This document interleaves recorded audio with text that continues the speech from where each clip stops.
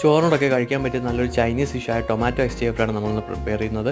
അപ്പോൾ ഇതിനെ ആദ്യം ഒരു സ്പ്രിംഗ് ഓണിയൻ എടുക്കുക, ഒരു മുഴുവൻ വെളുത്തുള്ളി എടുക്കുന്നുണ്ട്, അതിന് ചെറിയ പീസുകളായിട്ട് തന്നെ അരിയണം. പിന്നെ 4 തക്കാളി എടുക്കണം. തൊലി കളഞ്ഞ തക്കാളി എടുത്തതിന് ശേഷം നീളം പീസായിട്ട് അരിയുക. പിന്നീട് ഒരു ബൗളിലേക്ക് നമ്മൾ 3 മുട്ട പൊട്ടിച്ചൊഴിക്കുന്നുണ്ട്. പിന്നെ ഇവിടെ എരിവിനായി ഒരു പച്ചമുളക് ആഡ് ചെയ്യുന്നുണ്ട്. ഇത് ഓപ്ഷനാണ്, വേണമെങ്കിൽ ആഡ് ചെയ്താൽ മതി.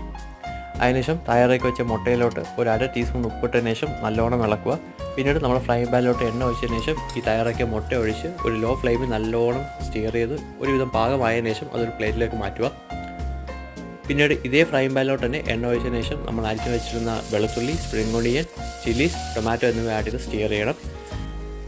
കുറച്ച് വെള്ളം ആഡ് ചെയ്തതിന് ശേഷം അതിലോട്ട് കുറച്ച് സോയാ സോസ്, ടൊമാറ്റോ കെച്ചപ്പ്, ഒരു 1/2 ടീസ്പൂൺ പഞ്ചസാര എന്നിവ ആഡ് ചെയ്ത് സ്റ്റിയർ ചെയ്ത് ഒരുവിധം പാകമായതിനു ശേഷം തയ്യാറാക്കി വെച്ച മുട്ട ഇതിലോട്ടിട്ട് നല്ലോണം സ്റ്റിയർ ചെയ്ത് ഒരു പ്ലേറ്റിലോട്ട് മാറ്റി സെർവ് ചെയ്യാവുന്നതാണ്.